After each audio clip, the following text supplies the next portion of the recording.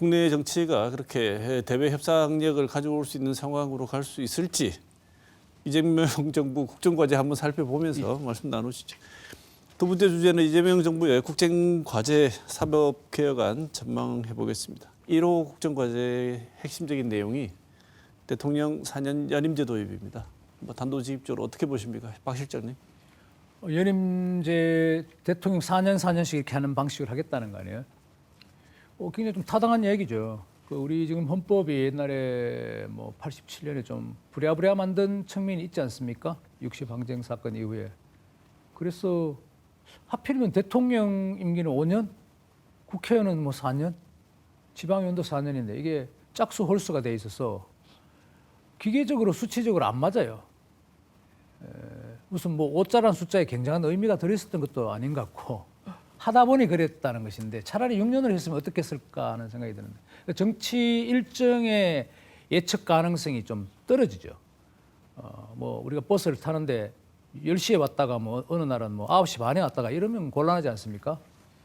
그런 것을 기계적인 정치 일정을 좀 우리가 바로잡는다는 측면에서는 좀 충분히 검토할 만한 이야기인데 결국 이게 늘 나올 때마다 이게 이슈가 나올 때마다 이 얘기는 어떤 경우에는 어떤 특정 정치 세력이 위기에 몰렸을 때 이런 개헌론을 꺼내기도 하고 어떤 정치 세력은 자기들이 장악을 했을 때 완전 상대를 좀 방송에서 거칠지만 상대를 완전 짓누르고 죽여버리기 위해서 이런 개헌론을 꺼내는 좀 습성이 있어서 이번에도 아마 꺼냈지만 좀 쉽지는 않을 것 같다 이런 생각이 듭니다. 김영호 저는 어떻게 보십니까? 그러니까 우리가 지금 대통령제가 단임제지 않습니까? 예. 단임제를 채택하게 된 배경이 워낙 장기 집권을 하니까 그동안 과거에 그랬지 않습니까? 그 장기 집권을 국민들이 싫었던 거고 그래서 단임제로 했는데 단임제를 해보니까 대통령에 당선되고 나면 다시 심판을 받을 필요가 없는 거죠. 그러니까 당선되고 나서는 국민들의 마음을 살피는데 별로 신경을 안 쓰고 그래서 이제 4년에서 연임 2번 이렇게 중간 이제 평가받듯이 할 수 있도록 저는 이제는 우리가 그렇게 가야 된다 생각합니다. 네. 예. 그리고 이런 문제는 헌법을 고쳐서 국가의 장기적인 미래를 설계하는 문제는 여당 야당 보수 진보 가리지 말고 내 편 생각하지 말고 장기적인 관점에서 국민들 중심으로 합의해야 옳다 생각합니다. 네. 두 분 보시기에 123개 국정과제 중에 앞에 4년 연임제 빼고 가장 인상 깊게 보신 거 어떤 내용이 있으신지요? 김영건 전 의원 먼저 말씀 주시죠. 좋은 얘기들이 많이 있었지만 오히려 제 눈에 띈 거는 국민과 소통하는 정부가 되겠다. 그리고 최근 이재명 대통령의 행보를 보면은 그 노력이 뚜렷이 보이거든요. 국민의 입장에서 봤을 때, 저분 진짜 열심히 하려고 노력하시는구나. 그리고 그 국무회의를 언론에 부분이 공개를 하고 계시잖아요. 그래서 많은 것을 가능한 대로 국민들에게 알리면서 이 일을 하고자 하는구나. 그런 느낌을 받고 있는데 국정과제에 보니까 국민과 소통하는 정부가 되겠다라는 것이 분명히 있어서 그게 제 눈에 들어왔고요. 또 하나는 이재명 대통령이 행정관료를 통솔해서 일을 하게 하는 능력이 뛰어난 것 같다. 그 경기지사 이런 경험들을 통해서 우리 국민들 그런 생각 많이 하는데 지금 이제 전 세계가 AI가 굉장히 화두고 그 중심으로 세상이 변해 나가고 있는데 AI 부분에서 세계 최고의 행정 조직을 만들겠다. 대한민국 전체를 AI 최강국으로 만들겠다. 이 얘기는 하지 못하더라도 행정 조직만큼은 최고의 AI 기능으로 탑재하겠다라는 얘기를 하고 계셔서 저는 여기는 성과를 좀 내고 이게 대한민국의 변화의 동력이 될 수도 있지 않겠는가 그런 생각을 했습니다. 네. 질문을 좀 답하게 많이 찾아봤는데 그냥 머리가 아프더라고. 이게 각 부서별로 평소에 좋은 것들 다 넣어놨어요. 네. 물론 이재명 정권의 철학이 좀 일부 담겨 있는 것들이 있겠죠.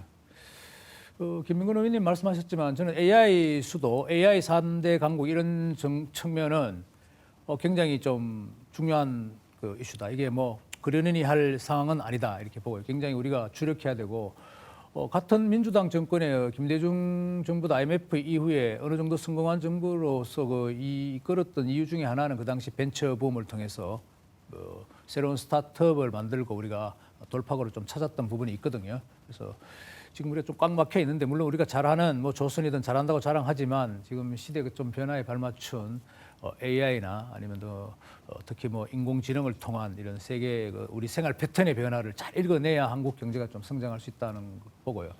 그래도 우리가 저는 뭐 지역에 사는 사람이니까 비수도권, 수도권을 떠나서 우리 대구, 뭐 광주, 부산 이렇게 지방의 어떤 열악한 지금 상황을 좀 늘 호소를 하는데 언론인으로서 이게 지금 잘 안 되고 있잖아요. 이번에 이재명 정부가 얼마나 좀 할지 뭐 지역 균형 발전에 대해서 뭐 3억 뭐 5턱 뭐 이렇게 이야기를 하잖아요. 3턱 5억 뭐 이렇게 얘기하는데 그런 부분을 좀 뭐 해준다든가 아니면 또 2차 공공기관 이전 이것은 또 반드시 좀 실현돼야 할 것 같고요.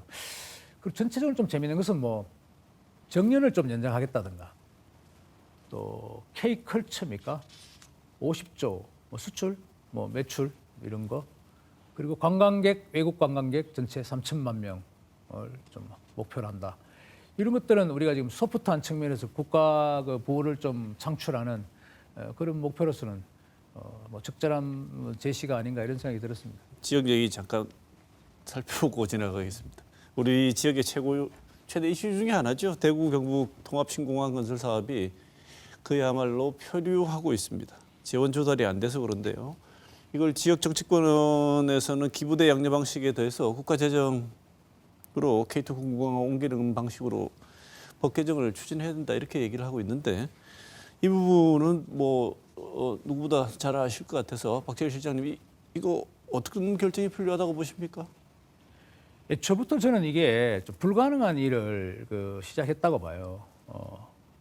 최소한 불가능하지 않더라도 대구시로서는 감당하기 어려운 또 아니면 감당은 하더라도 엄청난 순료를 내야만이 성사될 수 있는 그 프로젝트였다. 밀양신공항 아시잖아요. 그때 그게 차라리 됐으면 뭐 깔끔하게 정리됐을 텐데 그러지 못해서 여기까지 왔는데 예를 들면 대구에 우리가 과거에 있었던 54단이나 이런 작은 그 단위는 우리가 뭐 아파트를 짓고 이렇게 해서 보내서 그걸 기부대 양려 그러니까 그 땅을 팔아서 이전하는 비용을 대면 되지만 지금 뭐 200만 평이 넘는 K2 공공기지에 그 최첨단 시설이 들어가 있고 지하에 무슨 시설이 있는지 미군기지도 있다시피 한 그 상황을 대구시가 나서서 지어주고 다 지어주고 그것도 넓게 그리고 여기다가 뭐 땅을 팔아서 그걸 재원 조달한다. 이거 말이 안 되죠. 그리고 K2라는 게 대구시가 원래 움직였던 그 시설물이 아니에요. 뭐 대구시 산하 그것은 뭐 공공시설기관도 아니고 K2라는 건 대한민국 K1, K2에 이은 대한민국 최대 국방 공공기지인데 그거를 국방부가 대구시 보고 알아서 지어서 너희들 알아서 옮겨라. 그런 나라가 어디 있죠? 저는 이거는 처음부터 애초부터 국회의원들도 잘못 생각한 바 이거 바로 잡아야 될 문제. 국가의 책임을 좀 방기하는 대표적인 사안이라고 생각합니다. 네, 김용호 전 의원은 어떻게 보십니까? 지금 시점에서 저는 우리 정부와 국민들이 이게 부산에 새로 공항을 크게 짓고 대구에 공항을 또 크게 짓고 한 이 결정이 과연 타당하고 미래에도 합리적이었다고 평가받을 수 있는 결정이었는가라는 고민을 늦었더라도 지금이라도 해야 되지 않는가라는 생각을 합니다. 저는 당시에 부산의 정치권과 대구 경북의 정치권이 서로 다른 정치적인 목적에 의해서 결정을 한 거, 따로 가기로 결정을 한 거. 이 부분이 근본적으로 잘못된 판단이었지 않는가. 이미 대한민국은 팽창 사회가 아닙니다. 고령화 속도가 굉장히 빠르고 사회의 여러 부분에 있어서 축소지향적으로 가고 있는 측면이 뚜렷한데 이 지방의 영남권의 2개의 공항을 서로 따로 가는 게 과연 옳은가? 그리고 이 부분이 우리 전북에 새만금 있지 않습니까? 새만금을 이렇게 생각을 해보면 새만금이 굉장히 오랜 그 국책 사업으로 추진되어 있었고 되고 있고 어마어마한 돈이 지금도 투자되고 있지 않습니까? 그런데 저는 새만금에서 뭐가 나와서 지역 경제에 도움이 됐다 이런 얘기를 들어본 적이 없거든요. 이 한 번 큰 국책 사업에 대한 잘못된 판단을 해서 추진을 하게 되면 이걸 돌리지를 못하는 거예요. 그래서 저는 지금이라도 국가와 부산 경남과 대구 경북의 정치권이 이 문제에 우리가 어떻게 해야 매몰 비용을 가장 줄이고 합리적인 판단을 할 수 있을 것인가라는 고민을 더 늦기 전에 해봐야 되는 게 아닌가라는 말씀을 좀 드리고 싶습니다. 네, 박 실장님 지금 말씀하신 것처럼 지금 재검토 혹은 계획의 백지화 아니면 이게 가능하다고 보십니까? 어떤 부분이 백지화? 지금 대구 경북 신공항 문제. 이분을 백지화하기는 어렵죠. 이건 뭐 이미 많은 그 진행이 되어버렸기 때문에 물론 김영건 의원님 말씀대로 과거처럼 우리가 한 10여 년 전에 논의처럼 돌아가서 밀양 신공항이든 영남권 신공항을 하나 만들면은 좋겠지만 구태여 지역이 그렇게 감정에 의해서 대치된다면은 굳이 또 그거를 뭐 억지로 이렇게 깨맞추기는 어렵다고 보고요. 네. 지금 또 많이 진행돼 있고 각자 일이 어쨌든 대구 경북 그 신공항은 K2 이전 부분은 국방부와 정부가 그동안 그 소음 피해를 입은 대구 주민들 여기에 대한 배려 차원 또 그리고 국가가 이 주요 핵심 공군 시설을 지방 정부의 어떤 그 이전에 맡겨서 안 된다는 그런 좀 책임감 이런 것을 갖고 재원 조달 부분을 뭐 법을 고치지 못한다면은 좀 우회적으로라도 이런 재정 지원을 기획재정부에서 나서서 할 수 있는 방안이 있을 것입니다. 그런데 지금 20조가 될지 30조가 될지 모르는 지금 하루가 다르게 불어나는 이 사업비를 놓고 대구시가 감당할 수 있을 거라고 장담하는 자체가 어리석은 이야기죠. 네. 거의 불가능한 수준으로 저는 들어갔다고 봅니다. 그래서 국가 재정 투입은 불가피하다고 보십니까? 아니면 할 수가 없죠. 네. 아니면 뭐 이대로 가는 것이죠. 이대로 K2가 그대로 뭐 소음 피해 배상을 내고 대구 시민들은 대구 지금 현 공항을 계속 이용할 수밖에 없는 상황이죠. 정부 여당이 추진하는 사법 개혁안의 핵심은 대법관 증원입니다. 어떻게 보시는지요? 김영건 의원님 먼저 말씀 주시죠. 변호사 숫자는 굉장히 많이 늘었잖아요. 국민들의 법률 서비스에 접근하기에 훨씬 그 나아졌죠. 회계사 숫자도 많이 늘었고. 근데 의사 숫자는 전혀 안 늘고 있지 않습니까? 그래서 지난번에 이제 그 의대 정원 문제가 그 논의가 된 것이었고, 이런 전문 직종에 대한 인력이 늘어난다는 것은 국민들 입장에서 좋은 것이죠. 서비스를 받기에. 대법원에 대한 수요도 크게 늘어나고 있고, 그리고 전 세계 여러 나라와 비교했을 때 우리나라 대법원 숫자가 적다라는 거는 그거는 이제 다 공감하는 바이기 때문에 느리는 거에 대해서는 기본적으로 동의를 합니다. 그런데 이것을 정치 쟁점화하면서까지 느리는 거는 괜히 시끄럽게 자꾸 할 필요가 없지 않습니까? 그래서 이 부분은 저는 좀 이렇게 상당한 섬세한 정책이 필요하다고 보고요. 14명을 26명으로 늘린다 하더라도 그것을 이번 정부에 다 느린다 이렇게 잡을 필요는 없다고 봅니다.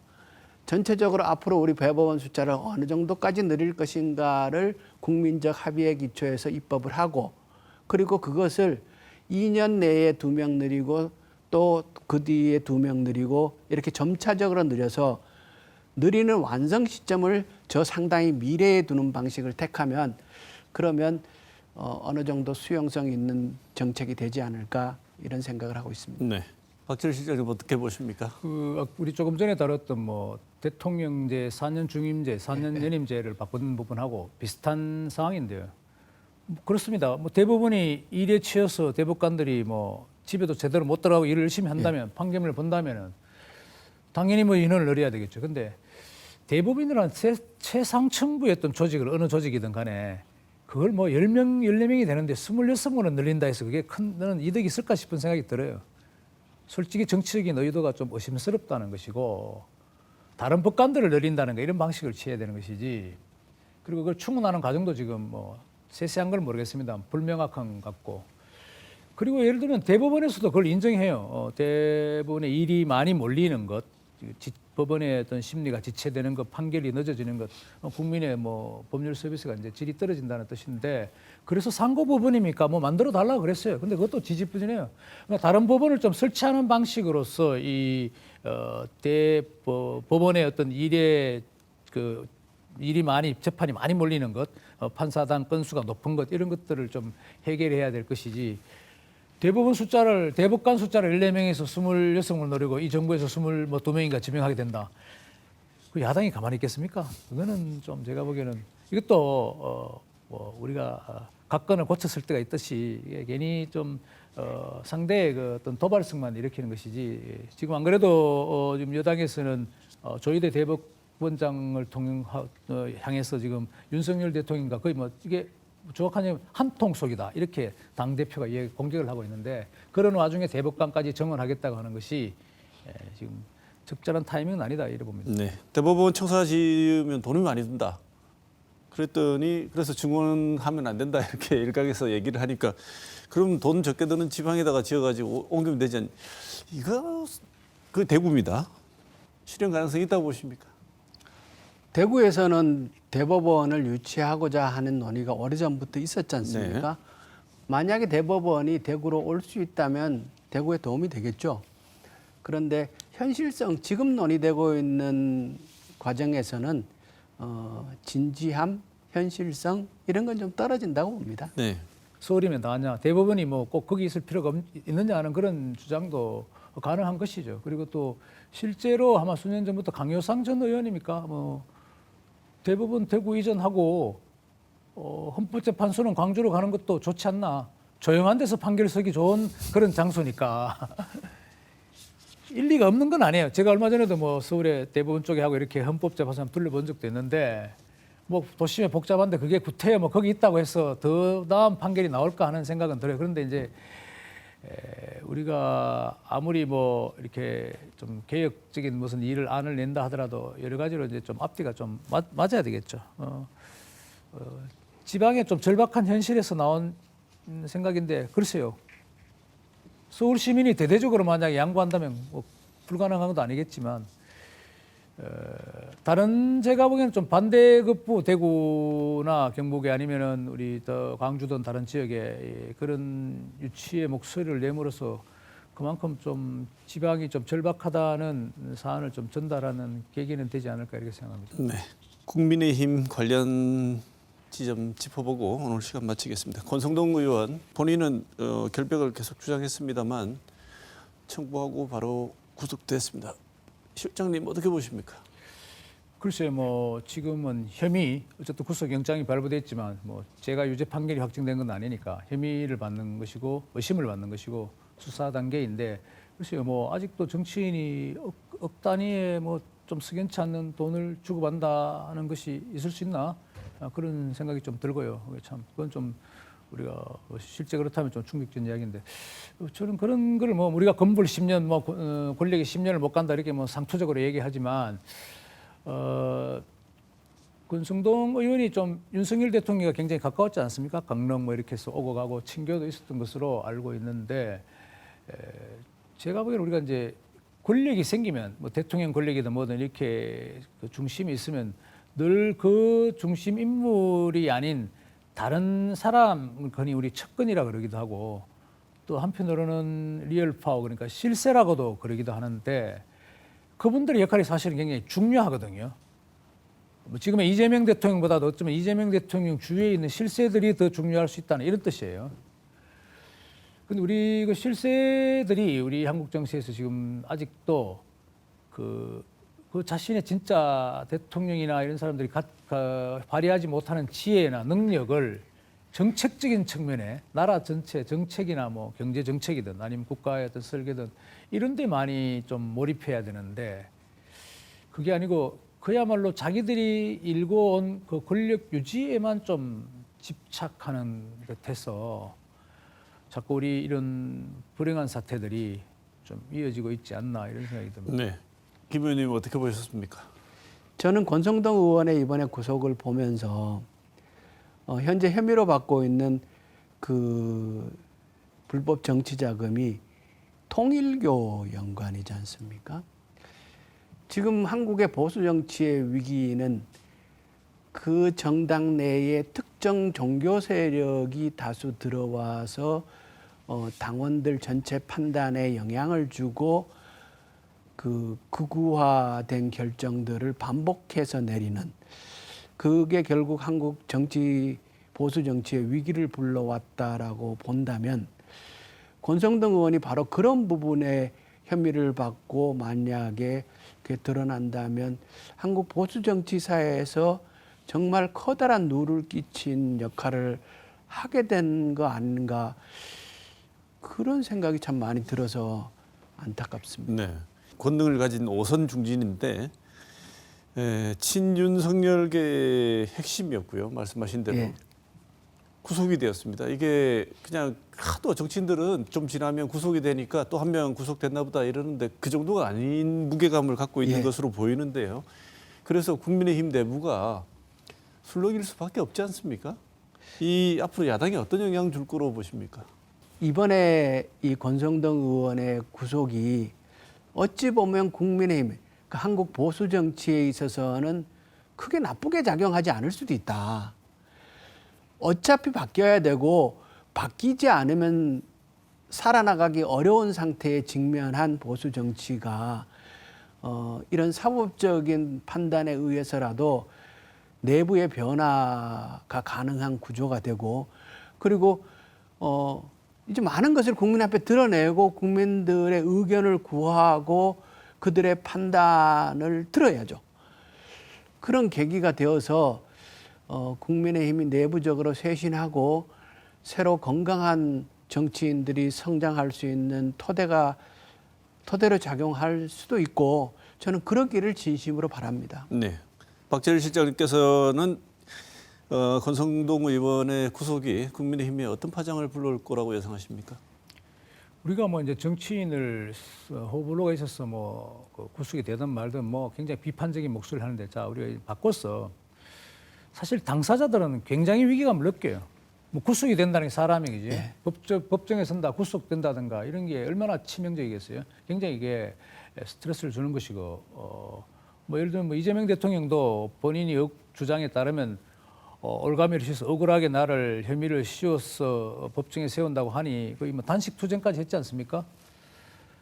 뭐 우리가 뭐 어떤 특정 죄를 옹호하자는 것은 아닌데, 권성동 의원 같은 경우에도 이제 이렇게 국민의힘에서는 지금의 집권 세력이 국민의힘에 대한 어떤 공격이 완전 본격화되고 있다, 이렇게 보는 거죠. 위기감을 굉장히 느끼는 것이죠. 뭐 실제로 또 뭐 보수를 불태우겠다, 말살하겠다, 내란 잔당을 소탕하겠다, 뭐 이런 얘기들을 공공연히 하니까, 특히 최근에 또 뭐 나경원 의원에 대한 어떤 그 일부 의원들에 대한 국회 내에서의 어떤 소란 상황, 폭력 사태에 대해서 지금 검찰 측에서 지금 징역형을 구형하지 않았습니까? 그런 것도 이제 굉장히 부담으로 다가오는 것이죠. 그러니까 이게 특히 내란 특별 검사를 통해서 아니면 또 다른 김건희 특검이든 뭐 이렇게 통해서 여러 얘기들이 지금 나오기 때문에 모든 것이 지금 국민의힘으로서는 하나하나 자신들의 또 전망과도 연계될 수도 있다는 위기감, 불안감, 그런 것들이 또 정치적 공세가 시작됐다, 이렇게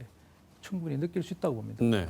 불안감과 공포 여러 가지들이 한꺼번에 섞여 있는 상황으로 전개되는데, 그게 어떻게 보면 좋은 계기로 삼아서 건강한 보수 야당으로 다시 태어날 수 있는 계기로 삼아야 한다고 김민건 전 의원 말씀 주셨는데, 지금은 그저 야당인 것이 죄다 이렇게 얘기를 하면서 오늘 대구에서 규탄 대회를 열겠다고 밝혔습니다. 국민의힘 장외투쟁 행보에 대한 말씀 듣고 오늘 시간 마쳐야 될 것 같은데요. 얼마나 모일지 참 궁금하긴 한데, 국민의힘 장외투쟁 행보 어떻게 보십니까, 박재일 시장님? 뭐 일리가 있는 것이죠. 뭐 예를 들면 지금 그 사법에 대한 뭐 억제기, 대법원장 보고 물러가라. 그리고 지금 여러 가지 내란 특별재판부 위헌적인 요소가 있다든가, 이렇게 국민의힘 입장으로서는 다 그렇게 생각하는 것이고, 또 조금 전에 말씀드린 대로 여러 의원들에 대한 어떤 지금 그 수사 내지는 이런 것이 진행되고, 뭐 심지어는 추경호 전 원내대표에 대해서도 여전히 지금 압박을 하고 있지 않습니까? 그런 차원에서는 국민의힘으로서는 지금 장애투쟁의 어떤 그 카드를 쓸만하다 이런 것이고 또 한편으로는 내부적으로 보면 또요. 국민의힘은 한편으로 어떤 바닥이 어디까지인지를 지금 잘 모르는 것 같아요. 이 카드 저 카드를 다 써보고 아마 당이 어느 정도 정돈이 되고 내년 지방선거에 어떤 좀 도전할 수 있는 준비될 수 있는 그런 기회를 엿보는 것 같습니다. 그리고 글쎄 또 뭐 대구가 여기 왜 또 해필되냐는 것은 글쎄요, 그건 뭐 국민의힘에 좀 물어봐야 될 사항이긴 하지만 해필이 대구인지 이건 또 좀 궁금하기도 합니다. 장동혁 대표가 최근에 부산에 그 모 교회 목사 그 가장 극우적인 정치 성향을 드러내서 지금 문제가 되고 있는 그 교회를 찾아가고 저는 이런 행보는 매우 바람직하지 않고 한국 보수 정치의 위기가 어디에서 기인하는가를 전혀 잘못 이해하고 있는 행동이다 이런 생각을 하고요. 대구에서 장외 집회하는 거 저희도 그냥 석연치 않죠. 결국 정치를 보수 정치를 바꿔내는 것도 보수 유권자들의 판단이고 보수 유권자들의 목소리 의지에 의해서 보수 정치가 바뀌어지는 것이기 때문에 저는 이제는 좀 우리 보수 그러니까 대구 경북의 유권자들이 좀 단호하고 냉정하게 판단해서 회초리를 들 때는 들 때가 되었다. 그래야 보수가 바뀌지 계속 이대로 가가지고는 보수 정치도 제대로 안 되고 지역의 발전도 난망한 과정이 지속되지 않겠냐 이런 걱정을 하고 있습니다. 네. 자, 오늘 월간 정치 미국 조지아주 노동자 구금 사태, 이재명 정부의 국정과제 그리고 권성동 의원 구속에 따른 국민의힘의 내부 사정까지 한번 짚어봤습니다. 오늘도 두 분 좋은 말씀 들었습니다. 오늘 월간 정치 여기서 마치겠습니다. 고맙습니다.